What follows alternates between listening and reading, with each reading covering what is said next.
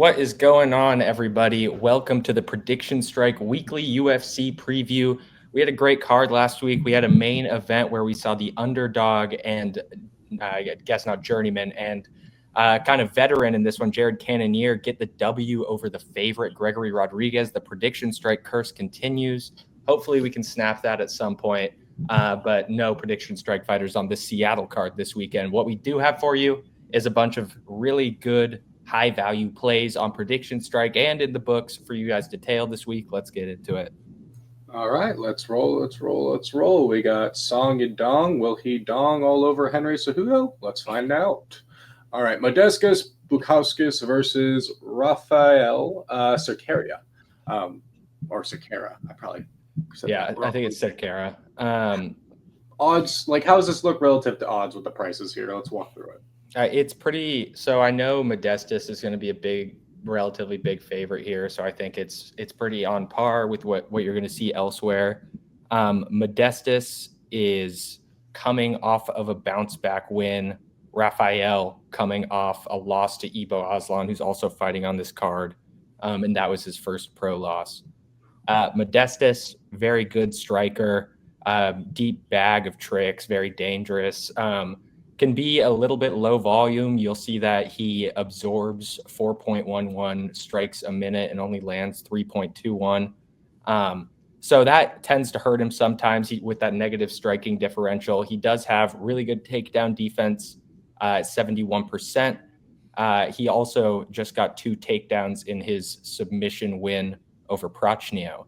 And Rafael Cerqueira, he's also a striker, very loose. I don't, those strikes landed and absorbed numbers up there can't be right, but I guess I mean they probably are. I guess for one fight, yeah. I guess only one fight in the UFC, but he definitely has ground game, at least good enough to hang with most people. I don't think he's going to have to worry about that at all with Modestas here. Very long guy too, at 6'3". Coming off, the 1 minute knockout loss. So I think Modestas is probably going to win here. I think the odds probably could be a little bit closer in this one. He's definitely the better striker. Rafael is seemingly a very tough guy, though, who can find finishes. So I think this is going to be a really good fight, probably a better one than the odds are suggesting here. Modestas is better all around, I'd say, more technical. He's probably the worst wrestler. I don't think it goes to the ground, though. I'm going with Modestas. Probably by decision here. Yeah, I'm going to go with Rafael, however we pronounce his last name, by knockout here. I can see it. Like, every single loss this guy does have is by knockout. He's already been out of the UFC once. So let's see if he continues that track. I don't know. We can't really tell how good of a contender Aslan is. He's on a 3-fight win streak, essentially. If you want to, 3 knockout streak. Yeah. Ibo. I mean, he's definitely not that bad at all. But like you said, the line should be closer. Grant, you got anything you like in this fight, or are you ready to move on to the next one? Just I would take Modestas if I had to pick, but I would not trust him with that number. I think, especially in a division where one punch can change any fight, and you have a guy who's relatively unproven, I would not be taking him on any other side, just because I don't have full confidence in his ability to dominate this one like you would think a 3-1 favorite would. Yeah. One thing I will shout out, I'm pretty confident, this might come back to bite me saying this, but that if Cerqueira wins this one, I do think it's probably within the first round by knockout, just because I think Modestas is a very collected striker. He's very technical. So I think the longer this fight goes, he's just going to be able to lay into Rafael more and more. So I could definitely see something scary happening for Modestas within like the first couple exchanges of the fight. I like it a lot. Just so you know, Grant, you are muted in case you're trying to say anything. But on to the next one here. We've got Nursultan Ruziboev versus Eric McConaughey. I want to say you've talked to us about Nursultan before, so give us a refresher on how this fight should kind of go here. Yeah, I think this is one of the simpler ones to kind of break down on the card. I think pretty much anywhere we're looking here, we're getting decent value for Nursultan, unless I'm missing something with McConaughey and he's just an animal. But why is the lines longer on this? Yeah, I don't know. I would assume that Nurselton would come into this one as like a 4-1 favorite or something. But I think he's a really good fighter. He is coming off that decision loss to Joaquin Buckley. This is McConaughey's short notice UFC debut. Um, Nurselton, he's been kind of more of a striker in the UFC, but if you go back, watch his regional fights, stuff before the UFC, he clearly is a high level grappler, wrestler, just hasn't had the most opportunities to use that in the UFC so far. Definitely has clean takedowns, can get you to the cage. Definitely want to see him use that a bit more here. It's just that his hands have been effective enough for him so far in the UFC outside of that most recent loss to Buckley. But he has great BJJ. He's big too at 6'5". And when he lost to Buckley too, that was at 170 coming down. He just didn't really have the speed to go up against him. So that was kind of a bad matchup for him too. And McConaughey, from what I've seen, solid grappler, definitely not afraid to get into a striking exchange. Does a good job of transitioning positions on the ground well. Definitely is, I'd say, more of a control guy than chasing subs kind of guy. Basically, just think Nurselton will be a little bit too good everywhere. He's a big guy, even relative to McConaughey. It definitely has better hands than him, so I think he could really win this fight standing up or on the ground. Yeah, Nurselton's Yeah, I'm pretty unfamiliar with McConaughey in general, so this is just a pick where you're gonna trust the number, and probably this will be a piece you could throw into another pick to kind of juice that up a little bit. But with the number and the pricing you're going to get on PS, it's kind of hard to fully stake on this fight. But I would be pretty confident in Nurselton's ability to cruise through this one. Yeah, Nurselton first round sub looks very good, and the first 3 fights he has are also against good fighters. Yeah, true. Not much to really be said here. Like Bruno Ferreira, honestly, like I looked at his resume a little bit there, and honestly, pretty good. He's a beast. Austin Vanderford versus Nikolai Veterinikov. All right, so I'm just gonna say it. This looks like a lost boy band member right here on the left. Like, yeah, this is actually Paige Van Zant's husband. Oh, okay. Interestingly, that makes so much sense. He also that makes so much sense. Also does OnlyFans content. Right on. Yeah. I wonder if he's one of the 1,000 with Bonnie Blue. With that said, how should this one actually break down? Yeah, I think this is actually going to be a pretty fun fight. We've got Vanderford, husband of Paige Van Zant, coming from Bellator. UFC signed him only a couple of days ago to fill in for one of the many fights that we've lost from this UFC Seattle card. Veretnikov was supposed to fight Billy Goff last week, but he withdrew from that one. Goff got moved over to this card, then dropped, and now we have Veretnikov going up against this late fill-in, Austin Vanderford. And Austin is a wrestler generally, decent striking, definitely not afraid of a fist fight. But the striking, at least from an offensive game plan perspective, is really only there to set up takedowns. Comes forward at you pretty regularly. Definitely a grinder, is just going to apply pressure nonstop as much as he can. Will just shoot a takedown, get back up, shoot another one if he can. Not the fastest guy ever, and his chin might be a little bit light, but I honestly do think him as an underdog here kind of makes sense against Nikolai, who is mostly a striker, and he's definitely a better striker than Vanderford by like a good bit. Nikolai, we've seen in the past that he can be taken down. He doesn't have the best takedown defense at all. Vanderford's going to be nonstop the entire fight wrestling. I just think that's a recipe for an upset here. Right on. Did you say it was short notice though? It is short notice, yeah.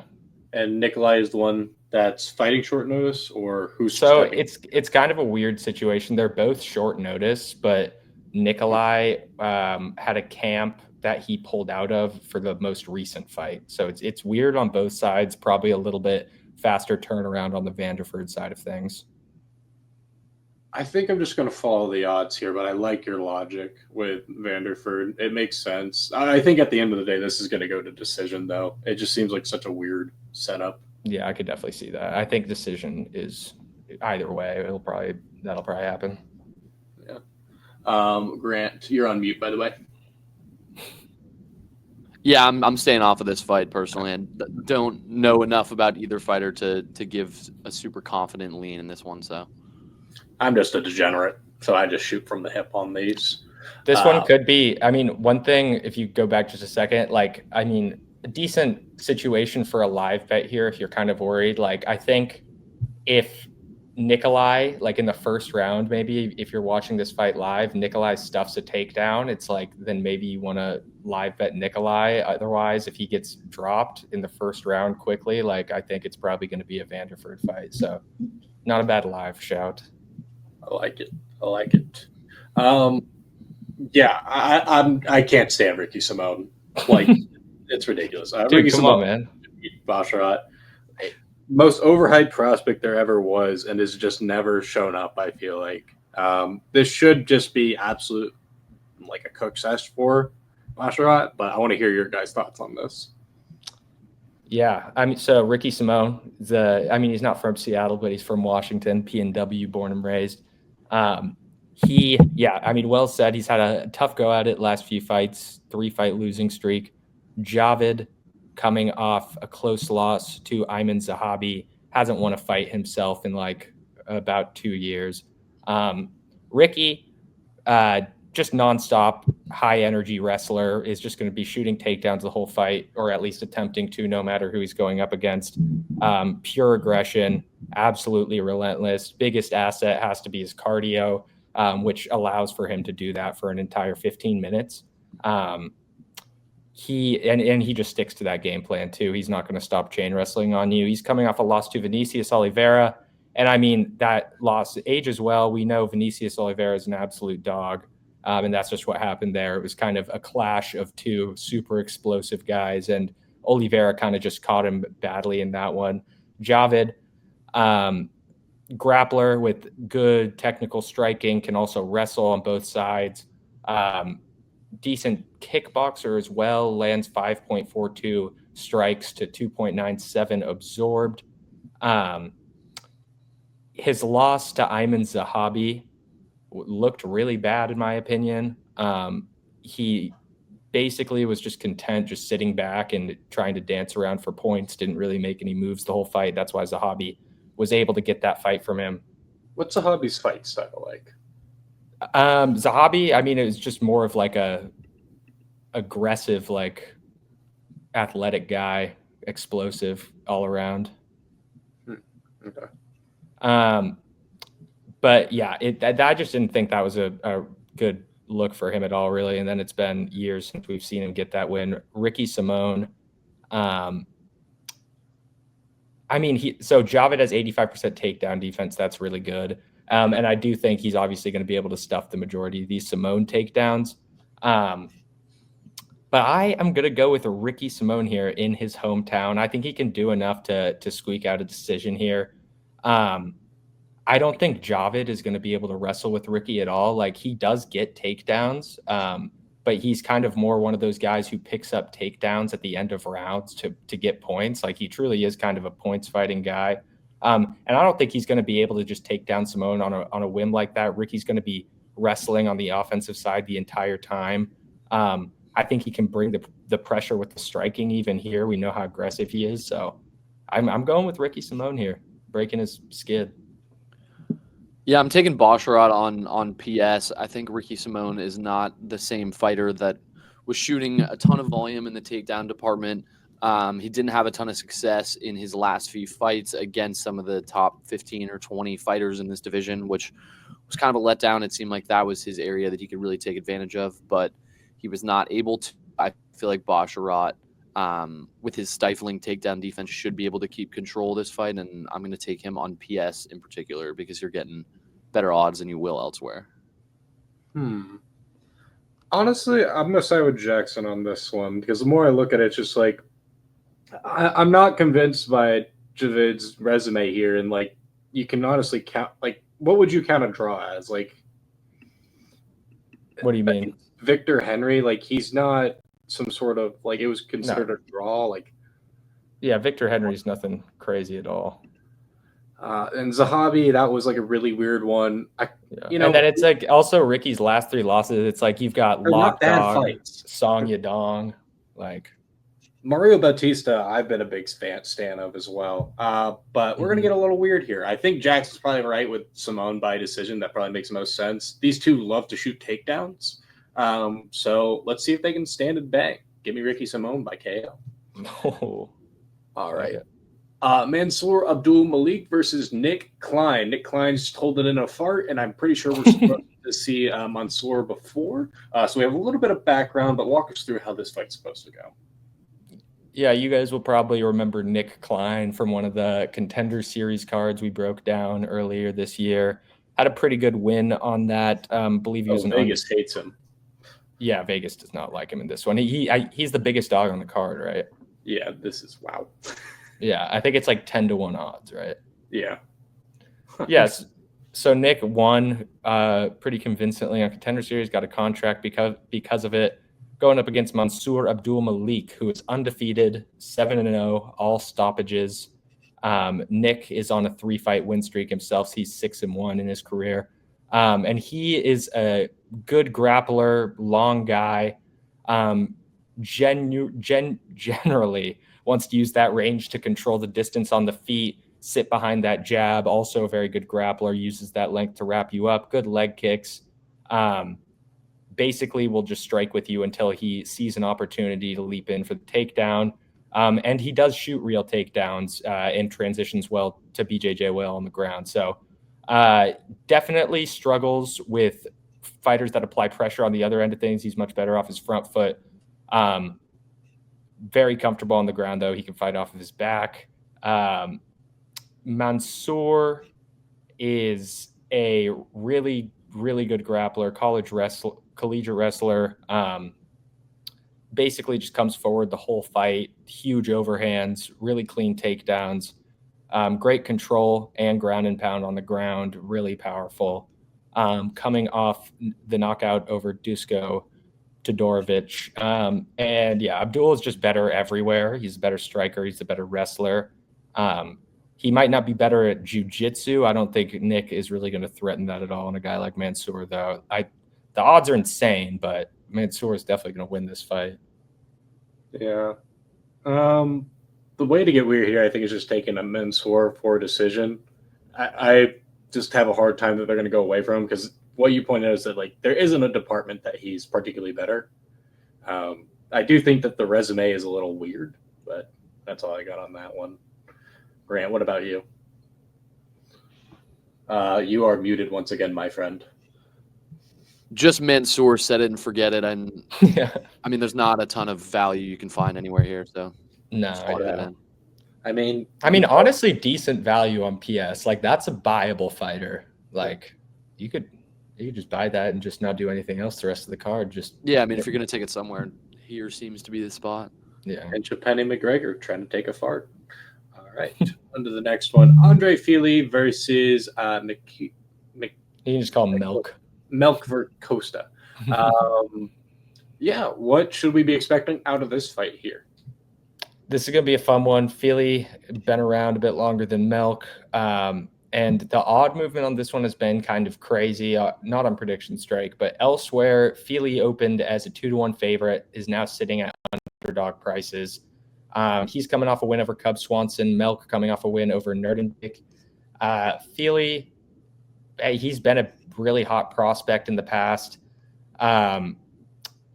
He just has a tendency to get drawn into firefights and get knocked out. Chin can't really handle how aggressive he is at times, but he is a really good fighter. Averages 2.15 takedowns per fight, pretty solid. Good striking, pretty sound defensively, 70% takedown defense, slightly negative striking differential. And he actually had a few of his own takedowns in the Cub Swanson win. Melk, also a good striker, solid grappling, wrestling just okay, but he is aggressive, definitely persistent, though he only has 35% takedown accuracy and 52% defense. And that might actually come into play here, considering Fili got a couple takedowns in on Cub Swanson, who, I mean, does not have the best takedown defense by any means, but Melk is a really good striker, good combos, will work in some spinning attacks, coming off a submission win over Nerdenbeek, where he was basically losing that one. It took his back because he gassed out, was able to sub him. And Melk can definitely wrestle. But he'll work for positions on the ground, shoot a box guy. I'm going to go with Melk here. I think he can honestly just trust his hands here, let it fly. Philly is a pretty competent wrestler, so I think the right game plan on Melk's side would just be to do what it seems like he's most comfortable doing and just banging it out. And Philly's not the most dangerous guy either, so I'm not too worried about him getting caught. Yeah, it's a tough one because you have flipped odds here versus elsewhere. I feel like it's pretty close to 50-50. I would probably give the edge to Feely, which doesn't help you on PS.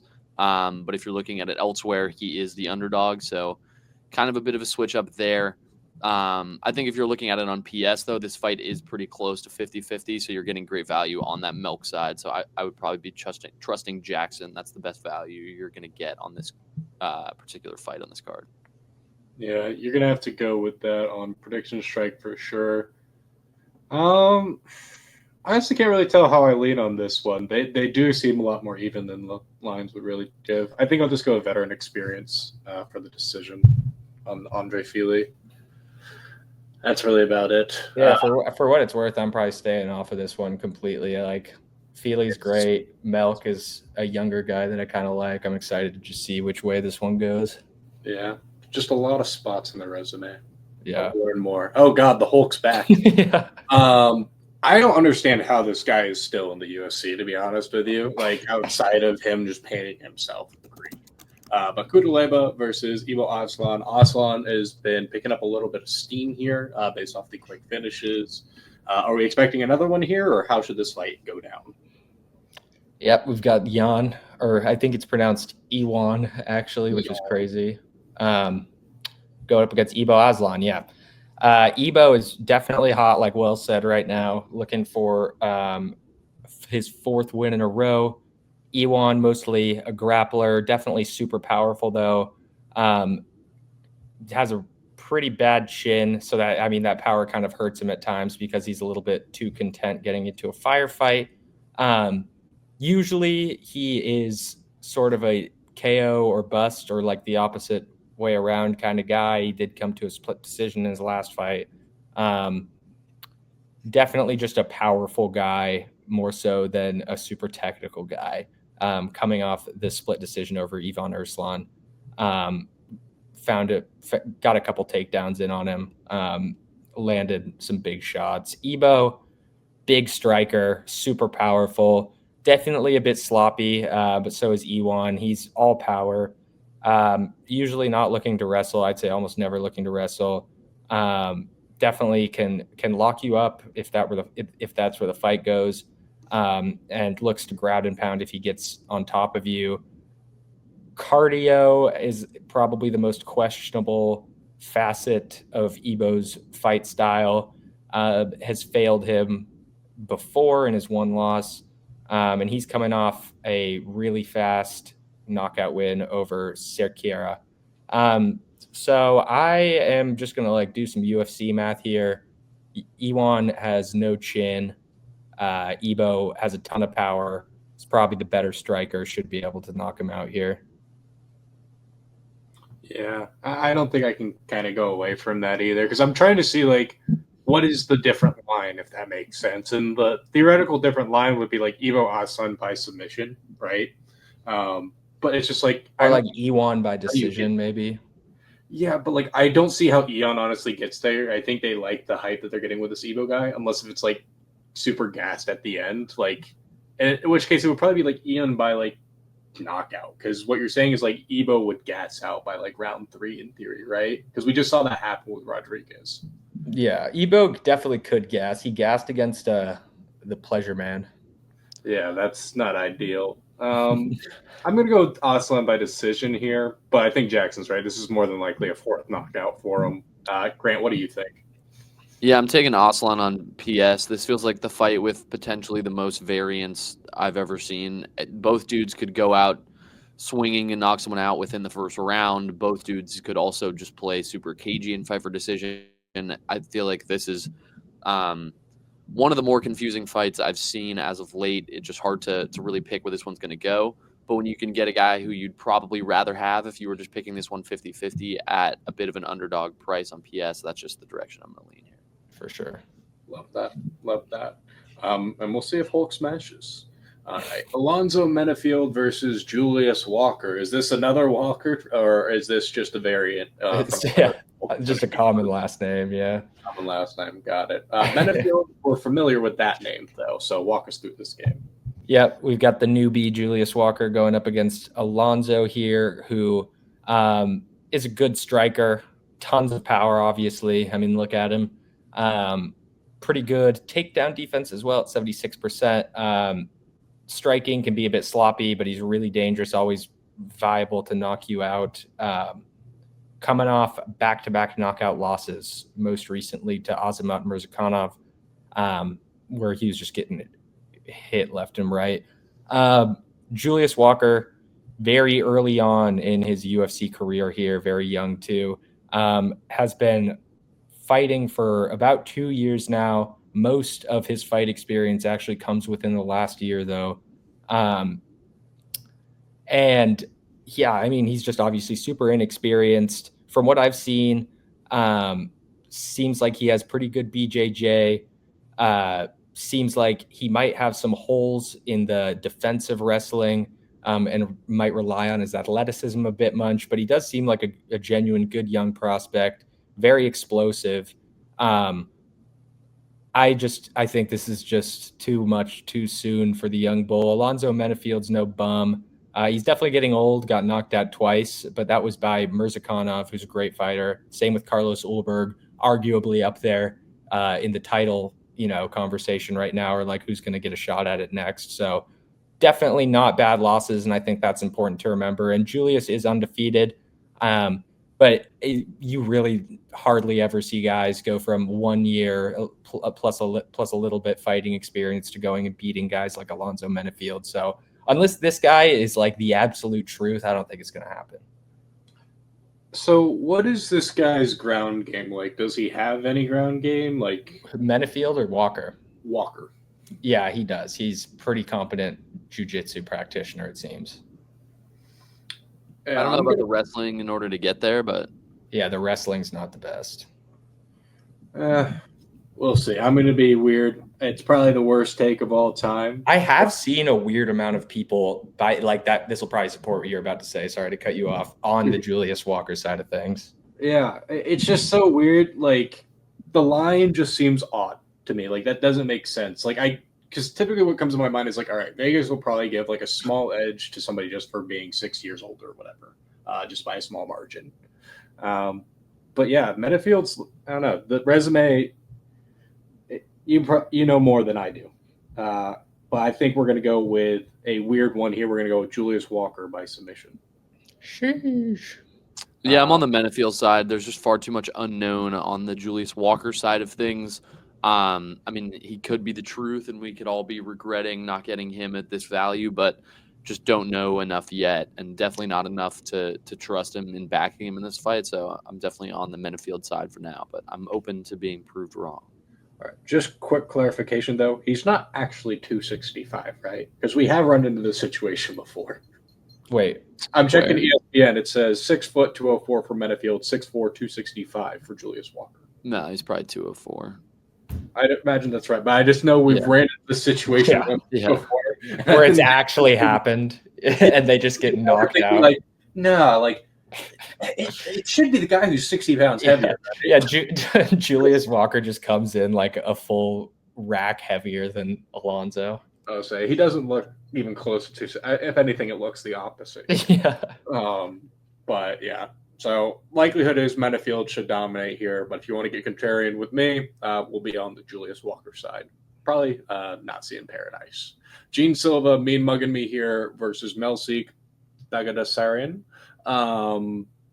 Gene Silva. I feel like a lot of, so to speak, ball knowers are very, very big on Gene Silva. For sure. So why should we be enticed by a double the price here?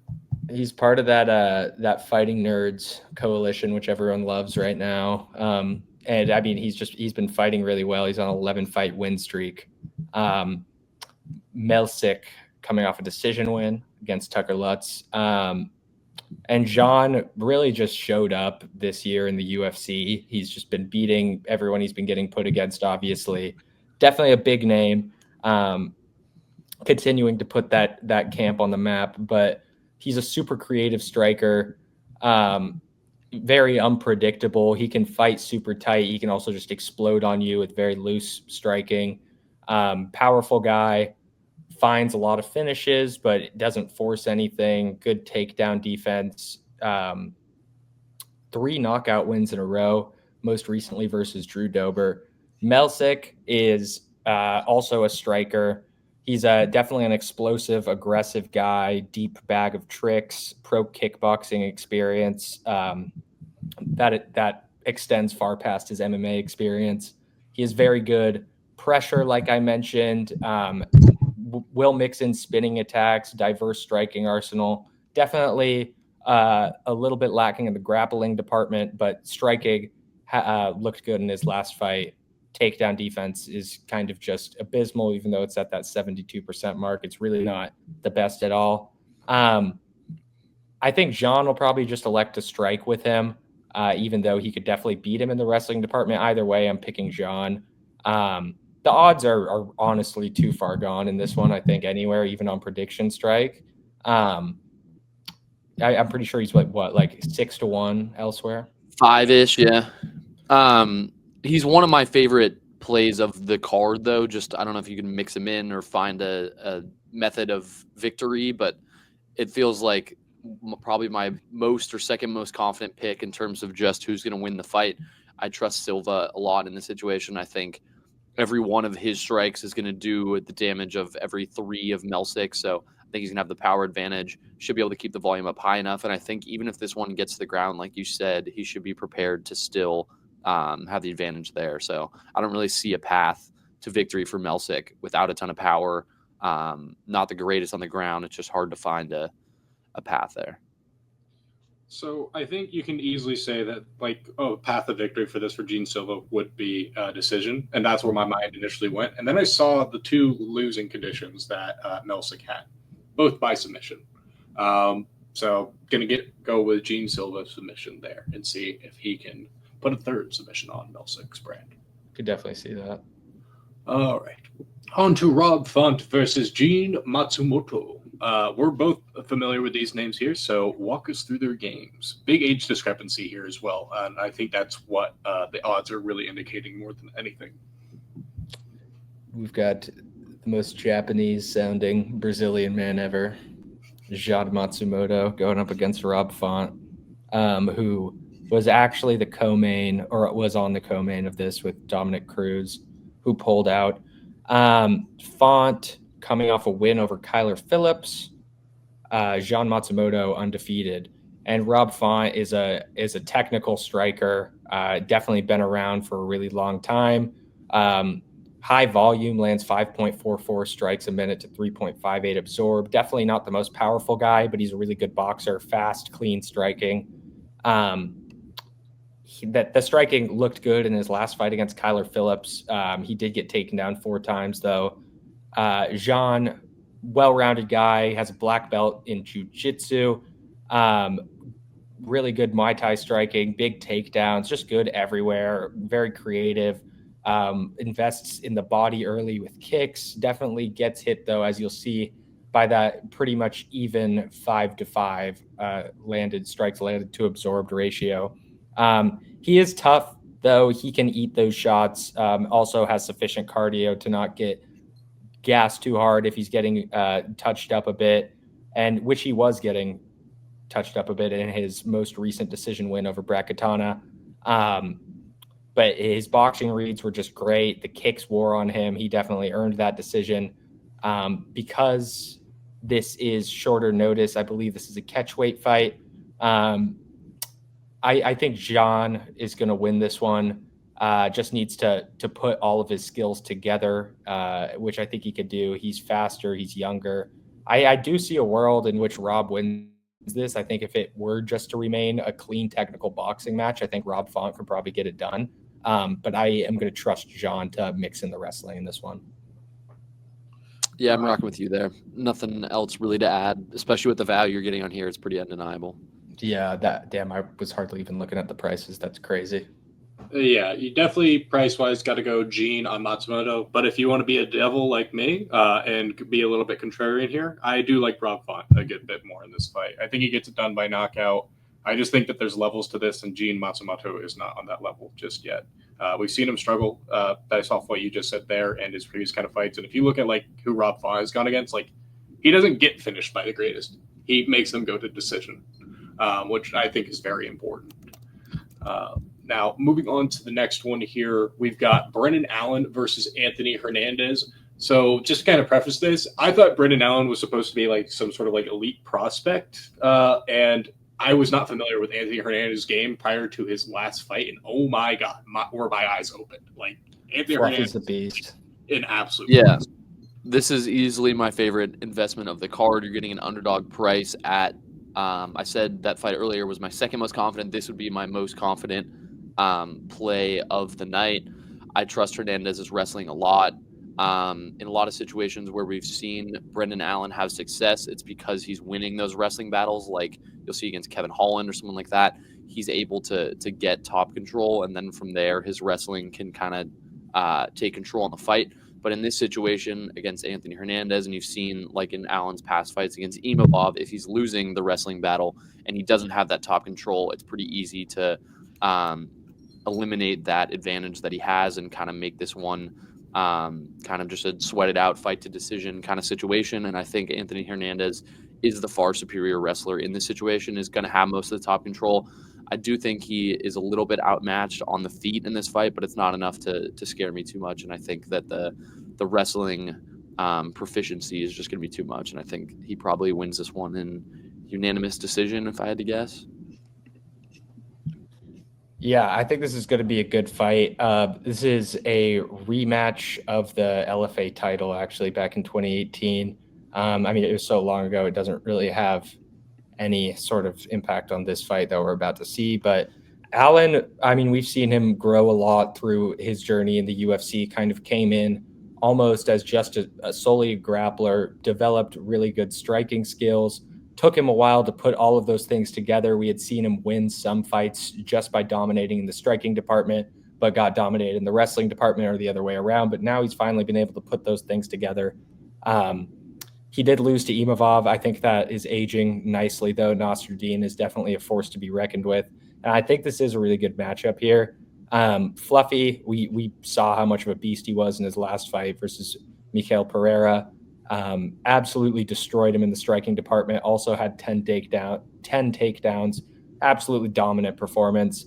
And that is kind of how he fights every fight. Fluffy is a guy who I feel like a lot of like other UFC fans are only kind of just starting to realize how good this guy might actually be because of that Mikael Pereira fight. But he has been quietly just getting win after win after win. He's on a 6-fight win streak. And his path to victory is always the same. It's that cardio and just being patient in the striking and being consistent with your game plan, which seems to work out for him. I don't think Brendan Allen is a bum at all by any means. I think this will be a good fight. I think this would be an absolute lock if this were a 5-round fight for Fluffy, because he just has that insane level of cardio. But I still think he wins here. He has looked super good recently. So, yeah, I'm going to go with Grant, side with the PredictionStrike underdog and Fluffy Hernandez. The smart thing to do, listen to Grant Jackson. The other thing to do, listen to me. Going to go with Brendan Allen by decision here.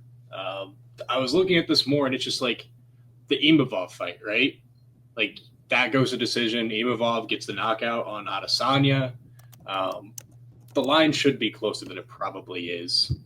But the Imavov loss definitely aged really well. Like, that's looking a lot better now.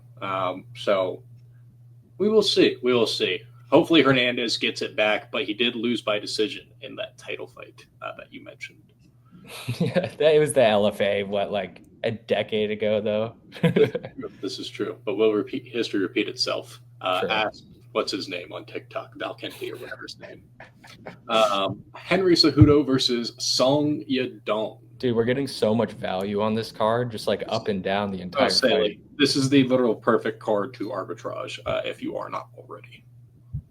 Jeez, man. Let's walk through it here. Song Yadong, he's been kind of hyped up a little bit for a while now.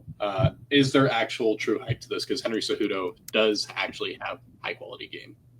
Yeah, this should be a fun one. Henry, obviously a legend in the UFC already, retired in 2020 as the 2-belt champ. So they vacated both of those belts for Henry. Also Olympic wrestling champ, 2-division champ. So just an absolute stud in the UFC, coming back, looking for his first win since, for a really long time, for years. And Yadong is coming off a very close loss to another UFC legend in Petr Yan. Obviously, Cejudo super decorated. He came back, almost beat Aljo Sterling. A lot of people think he did beat him. And he is getting older. He still has those skills, though. He has the wrestling. He has really sound striking. Song, mostly a technical striker, hits super hard, very fast, very athletic. Is definitely hittable, gets hit with about 4 significant strikes a minute, lands 4.49. He's very fast, like I said, though, so he's good at making space between him and his opponent, very good in scrambles. He does work better off of his front foot, likes to dictate the pace. But he did look pretty good against Ricky Simon, who's a guy who's kind of notorious for maintaining that forward pressure the entire fight. I could see Song getting caught up in the takedown defense, kind of, and Henry might get a few shots in, touch him up on the feet. He's still really good. At least I think he's still really good. Lost to Marab, who just beat Umar. Cejudo, I think is just going to be a little bit old, a little bit slow for a young guy like Song Yadong, who has really, really fast hands. So, I mean, I think basically if Henry Cejudo doesn't have a good amount of success wrestling early, I think it's going to be really hard for him to recover there, and Song will just continue to dictate the pace. 100%. So I just went ahead and tallied it. So of the 12 fights we've talked, I think I'm about to take my 7th underdog, if not 8th. So yeah, we're rocking with Cejudo. Like you said, basically, if you want to like see what it's like inside my brain, if I see that you went to the decision against a heavy, like big name that I'm so much more familiar with, I'm going to be a little bit more interested in you as a dog, and I'm going to try to see if there's like theoretically how you would win that way.